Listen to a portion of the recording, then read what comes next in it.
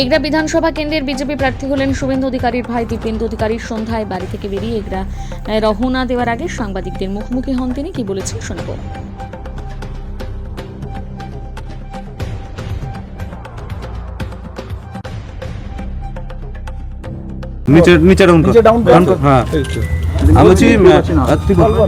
আমি বলছি দাদা, প্রার্থীটার নাম ঘোষণা হলো একটু আগে। এগরার মতন জায়গা যেখানে হচ্ছে দুবারে সেখানে তরুণ কুমার মাইতি জিতে রয়েছে আপনার বিপক্ষে, লড়াই কতটা হবে? ব্যক্তি তরুণ মাইতির বিরুদ্ধে আমার লড়াই না, লড়াই তৃণমূল কংগ্রেসের বিরুদ্ধে। এই তৃণমূল কংগ্রেসের এই যে অপশাসন, 15 বছরের সরকার, এই সরকারের বাংলার মানুষ নিষ্কৃতি পেতে চাইছে। আমাদের নেতা নরেন্দ্র মোদীর নেতৃত্বে ডবল ইঞ্জিন সরকার গড়ার লক্ষ্যে দল আমাকে মনে করেছে, এগরা বিধানসভার প্রার্থী করেছে। আমি দল, তার সর্বোচ্চ নেতৃত্ব, সভাপতি, দলের কেন্দ্রীয় সভাপতি, রাজ্য সভাপতি এবং সকলের কাছে আমি কৃতজ্ঞ। তার সাথে সাথে আমার থেকেও হয়তো যোগ্য লোক ছিল এগরা বিধানসভা কেন্দ্রে, দল আমাকে মনোনয়ন দিয়েছে। আমি সকলের কাছে আবেদন রাখব, সবাই দল এক হয়ে আমরা আগামী দিনে এগরা থেকে এমন একটা রেকর্ড মার্জিনে, কেন অতীতে এগরা 2006 সালে শিশির অধিকারী বিধায়ক ছিলেন এবং প্রবোধচন্দ্র সিনহা বামফ্রন্টের মন্ত্রী তাকে পরাজিত করেছিলেন। আর এগরা আমার কাছে, আমি এগরার ভূমিপুত্রই বলা চলে, কারণ আমার পিতৃভূমি, পিতৃদেবের জন্মস্থান। এখনও আমার নামে এগরার রাজতি জায়গা আছে। স্বাভাবিক, কারণ আমি এগরার বাইরের লোক নয়, আমি ঘরের ছেলে, আমি আবার ঘরে গিয়েছি। তো জেতার ব্যাপারে বললেন, আরও কত মার্জিন হতে পারে বলে বলছেন?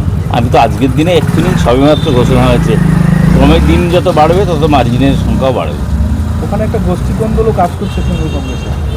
সবারই কিছু না কিছু থাকে, রাজনৈতিক দল তার মানেই গোষ্ঠীদ্বন্দ্ব, ডানপন্থী কালচারে থাকে। কিন্তু দেখবেন এক পরবর্তীকালে তাদের কী আছে জানি না। আমাদের দলের ক্ষেত্রে আমরা শৃঙ্খলাবদ্ধ দল, ভারতীয় জনতা পার্টি রেজিমেন্টেড পার্টি। অর্থাৎ এই রেজিমেন্টেড পার্টিতে কোনোভাবে কোনো দনমানার কোনো ভাবনা নেই। সবাই পদ্ময় ফুল দেবে, ভোট দেবে।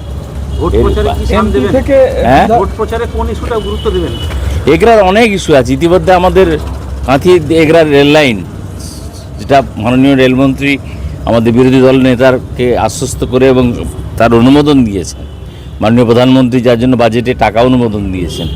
এছাড়া এগরার বহু কাজ আছে। আমি আজকের দিনে সবথেকে মিস করব আমার অতীতের সংসদীয় এলাকা তমলুকের মানুষ, তারাও আমাকে অত্যন্ত স্নেহের চোখে দেখেছেন।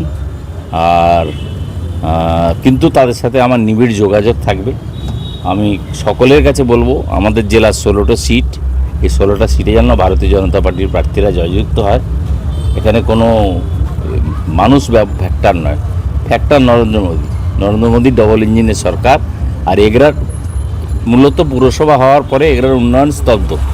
এগরার পুরপ্রধানকে জেলে ঢুকিয়ে রাখা হয়েছে আজকে 60 দিনের অধিক, তিনি গতকাল জামিন পেয়েছেন। এতে তো আভ্যন্তরীণ তৃণমূল কংগ্রেসের গোষ্ঠী শিকার তিনি। অর্থাৎ আমি এর ব্যাপারে আজকের দিনে দাঁড়িয়ে বেশি কিছু বলবো না। আমার জন্য কর্মীরাও প্রতীক্ষা করছেন, তাদের সাথে মিলিত হব। আগামীকাল থেকে রাজনৈতিক কর্মকাণ্ডে আমি নাম। কাঁথির দক্ষিণেও বিধায়ক ছিলেন আপনি, কাঁথির মানুষ। আমি তো বললাম আমার কাঁথি আমার বাসস্থান এবং জন্মস্থান। এগরা আমার পিতৃদেবের জন্মস্থান, পৈতৃক ভিটে বলতে এগরা। আর তমলুকের মানুষ আমাকে আশীর্বাদ করে লোকসভায় পাঠিয়েছিল। অঙ্গাঙ্গিভাবে আমি এদের সাথে রক্তের সম্পর্ক তৈরি হয়ে গেছে। এই সম্পর্ক কখনো ছিন্ন হবে না, চিরদিন থাকবে। অতীতে তো কাঁথি আর এগরা মিলিয়ে একটাই সাব ডিভিশন ছিল।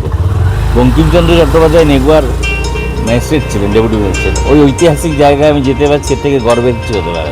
শেষ প্রশ্ন করছি, জেলা জুড়ে 16টা সিট, আপনি তমলুকেরও সাংসদ ছিলেন এবং কাঁথিতে আবার প্রতিদ্বন্দ্বিতা করছেন। আসন নিরিখে কী দাঁড়াবে? 16-0। তৃণমূল আগে তার নিজের বিরোধ মিটিয়ে উঠুক।